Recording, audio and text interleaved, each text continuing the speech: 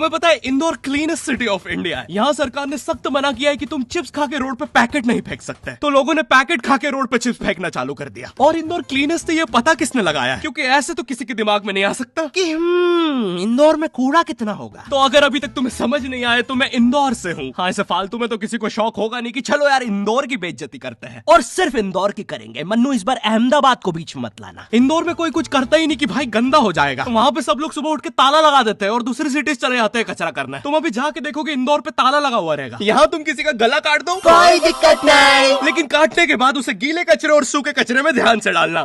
400 लोगों को टपका दिया, 300 बच्चों को उठवाया, 5 बवासीर वाले अंकलों को पिटवाया।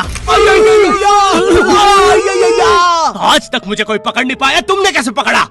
वो आपने ये गीला कचरा सूखे रहने दीजिए, मैं देख लूंगा। तो मैं इंदौर के एक पास वाले गांव खिड़किया में रहता हूँ। खिड़किया इतना छोटा गांव है, वहाँ एक वाईफाई नेटवर्क में पूरा गांव कवर हो जाता है। इनफैक्ट खिड़किया नाम भी उस वाईफाई नेटवर्क का ही था, तो गांव वालों ने सोचा यही रख लेते हैं। तो अभी खुद का चला लॉ हो गया मेरे गांव का नाम। किसी ने वो वाईफाई हैक कर लिया है। इतना छोटा गांव है, तुम नॉर्मली भी चलोगे तो ऐसा लगेगा कि 80 की स्पीड पे जा रहे हो। चीजें इतनी तेज साइड से निकलती है। भाई यहाँ इंसानों के लिए स्पीड ब्रेकर्स लगे, और भागते समय तो हेलमेट पहनना पड़ता है। मेरे गाँव में लौंडे लड़के बोलते हैं अपनी लोकेशन भेज, फिर उन्हें पता चलता है वो ऑलरेडी लोकेशन पर ही है। यहाँ जितने लोग हैं उससे ज्यादा तो दिल्ली में लड़कियों के मेल बेस्ट फ्रेंड्स होते हैं। इतना खाली गांव है, लोग अपनी ही गुंजी हुई आवाज से बात कर रहे होते हैं। भाई मेरा गांव मैन वर्सेस वाइल्ड के एक एपिसोड तक में है। दोस्तों, मुझे नहीं पता मैं ये कहाँ आके फंस चुका हूँ। मुझे तो ये भी नहीं लगता कि मैं यहाँ से जिंदा वापस जा पाऊंगा। यहाँ तो अपना मूत भी चैन से नहीं पीने देते लोग, वो भी आकर छीन लेते हैं। मेरे गाँव में हर जगह बेटी पढ़ाओ बेटी बचाओ लिखा है, जो की बेटियों से लिखवाया उनके स्कूल छुड़वा के। इतने अंगूठा छाप लोग पढ़ लिखने के बाद भी पेन से अंगूठा बनाते हैं। हाँ, पेन से फिंगरप्रिंट बनाने की कोशिश करते हैं। इनके सामने लड़की भी घोड़ी बनेगी तो उसे भी चराने ले जाएंगे। इतने गवारे मेट्रो की पटरी पे हक देते हैं। भाई मेरे गांव में जब अंग्रेज थे तब गुलामी भी वही करते थे, क्योंकि तुम ये गांव वालों से कुछ नहीं करवा सकते। यहाँ 3-3 दिन तक बिजली नहीं आती है, लेकिन फिर भी कोई खंबे से चिपक के मर जाता है। अरे ऐसी जिंदगी से तो बिनोमो पे ट्रेड कर लो। और नहीं आता का क्या मतलब है? पहले डेमो अकाउंट बना अपने लिंक्स अपने यहाँ पे एक 10th क्लास की कोचिंग थी, और भाई ये कोचिंग पूरी प्रॉपर थी। वो तुम्हारे मोहल्ले की ट्यूशन जैसी नहीं, जहाँ वो बालों में टावल बांधकर निक्कर स्लीपर में एक दीदी तुम्हें पढ़ाती थी। वो दीदी के घर पे इतने सारे बच्चे आते थे पढ़ने, दीदी को पता ही नहीं कौन क्या है। दीदी छोड़ो, बच्चों को नहीं पता टीचर कौन है। एक बच्चा पढ़ाई में अच्छा है, सब लोग उसको ही टीचर समझ रहे हैं। वो बच्चे ने अपनी अलग कोचिंग खोल रखी है बीच में। वो नए टीचर्स लेके आ रहा है। स्टूडेंट्स, ये है मिस्टर अब्राहम जी, अब से आपको केमिस्ट्री यही पढ़ाएंगे। वो दीदी के घर में दीदी से ज्यादा सक्सेसफुल हो गया है। दीदी अभी भी एक कमरे में है, उसने दूसरे कमरे में बिल्डिंग बना दी है। इतने छोटे छोटे बच्चे कोचिंग जाते हैं आजकल, और वो बेचारे आज और कल ही जा पाते हैं, क्योंकि परसों तो उन्हें कोई ओमनी वैन में पकड़ के ले जाता है। इतना कंपटीशन आ गया है, बच्चे 6वीं 7वीं छोड़ के यूपीएससी प्रिपरेशन कर रहे हैं, और वो फिर भी फेल हो जा रहे हैं। हाँ, क्योंकि यूपीएससी वाले उधर 6वीं 7वीं के क्वेश्चन पूछ रहे हैं। एक क्वेश्चन था यूपीएससी का कि तुम कितनी बार 100 में से 10 माइनस कर सकते हो, और आंसर है 1 बार, क्योंकि फिर तुम 90 में से 10 माइनस कर रहे हो। ये एग्जाम से आईपीएस पुलिस ऑफिसर बनते हैं। अब समझ में आ रहा है देश में इतना क्राइम क्यों है। आधा क्राइम तो आईपीएस वाले ही कर रहे हैं एग्जाम वालों को मार के, कि सालों 17-17 घंटे पढ़ा के ये पूछ रहे हो। तो मेरे गांव में जो कोचिंग थी, भाई उसका सर 10th पढ़ा के सन की हो गया था, क्योंकि भाई उसकी जिंदगी 10th की लूप में फंसी हुई है। उसकी 10th खत्म होते ही फिर चालू हो जाती है। बच्चों के मम्मी पापा उन्हें 10th के बाद कंप्यूटर गिफ्ट करते हैं। सर के पास 70 कंप्यूटर हो गए हैं। हाँ, उनके मम्मी पापा आज तक गिफ्ट कर रहे हैं, और वो भी उस जमाने का विंडोज एक्सपी। सर बेचारा सारे कंप्यूटर जोड़ के GTA 5 खेलता है। सर इतना 10th क्लास में है, वो कोचिंग के बाद अपनी कोचिंग की लड़कियों के सामने बाइक से स्टंट मार रहा होता है। देख कोमल, राज ने तो सबको पीठ पे कुत्ते मारे हैं, तू कोई नई नहीं है। छबाक, पीठ पे कुत्ते मारने वाला राज।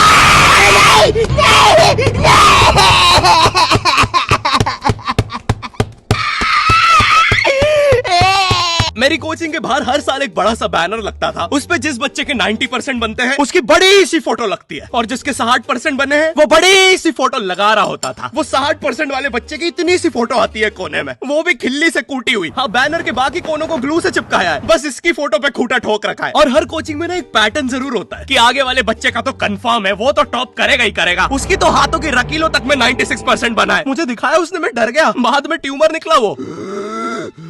भाई तू इलाज करवा ले यार अपना। चलता है तू मुझसे। कोचिंग में पीछे एक बच्चा पिट रहा है, उसकी किताब में सर ने ड्राइंग्स देख लिया। वो ड्राइंग्स उसकी थी भी नहीं, वो जिस सीनियर की बुक थी उसने बना रखी थी। ये इसलिए पिट रहा है क्योंकि इसको आज तक लगता था कि गांधी जी घूंघट में हंसती एक औरत है, और नेहरू जी ये है नेहरू जी। इस बच्चे के हिसाब से हमारी आजादी की लड़ाई कुछ ऐसी दिखती है।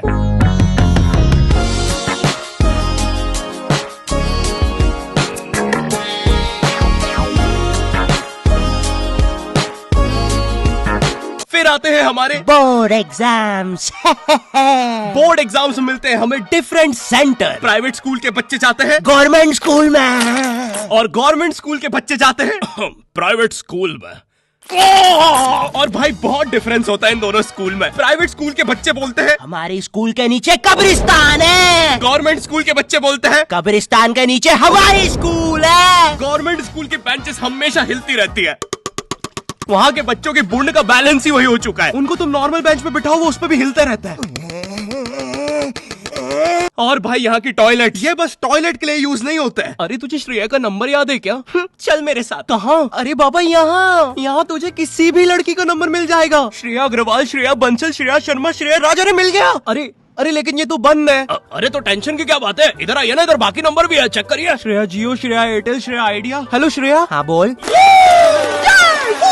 और बोर्ड एग्जाम से वो एक सरप्राइज इन्विजिलेटर चेकिंग होती है ना, जिसमें एक टीचर्स का ग्रुप बीच एग्जाम में रैंडमली आके तुम्हारी चेकिंग करने लग जाता है। एकदम से 5 लोग मिलिट्री की तरह अंदर घुसते हैं। पूरी क्लास में स्मोक कर दिया। एक तो अंडर कवर बच्चा बन के ही बैठा था पीछे। मैं यहाँ 15 मिनट से उससे ही क्वेश्चन पूछ रहा हूँ। मेरा ना इनसे बस एक क्वेश्चन है, भाई आराम से भी आ जाओगे तो क्या दिक्कत है? तुम्हें चीटिंग ही पकड़नी है ना, अंदर दाऊद थोड़ी ना बैठा है। इतना सीरियस चेकिंग कर रहे हैं, जेब चेक कर रहे हैं, जूते उतरवा रहे हैं, कुत्ता लाके ड्रग टेस्ट से चालू कर दिया। और गवर्नमेंट स्कूल के बच्चे इतने हरामी, वो लोग भी चीटिंग में नहीं ड्रग टेस्ट में फंस रहे हैं। कुछ भी हुआ जा रहा है, पीछे दाऊद मिल गया है उनको। हाँ वो 10th क्लास ओपन से कोई भी करने आ जाता है। करनी होगी दाऊद को 10th, मुझे क्या पता, अनपढ़ गैंगस्टर अच्छा लगेगा क्या? और बोर्ड्स के रिजल्ट के टाइम पे हमेशा एक गरीब बच्चा न्यूज पे छाया रहता है, हाँ, जिसने स्ट्रीट लाइट के नीचे पड़ के फिर से टॉप कर दिया है। एक तो साले ये गरीब बच्चों का ना अलग कंपटीशन चल रहा है। ये साले हर साल गरीबी में टॉप करने का नया रिकॉर्ड बनाते जा रहे हैं। इस बच्चे ने स्ट्रीट लाइट के नीचे पड़ के टॉप कर दिया है, इस बच्चे ने तो पत्थर की चिंगारी में पड़ के टॉप कर दिया है, जब बिजली चमकी थी तब जल्दी से पड़ के टॉप कर दिया है, जुगनू की जगमगाती जुगनी में टॉप कर दिया है, गरीब की आंखों में आई उम्मीद की रोशनी में टॉप कर दिया है। अरे भाई जब इतने गरीब हो तो एग्जाम का फॉर्म भरने के पैसे कहाँ से आ रहे हैं? अब इसकी जो जल रही है उसमें भी पढ़ के टॉप कर दिया है। यो आई होप तुम्हें वीडियो पसंद आई होगी और हम कर रहे हैं हमारा पहला Q&A।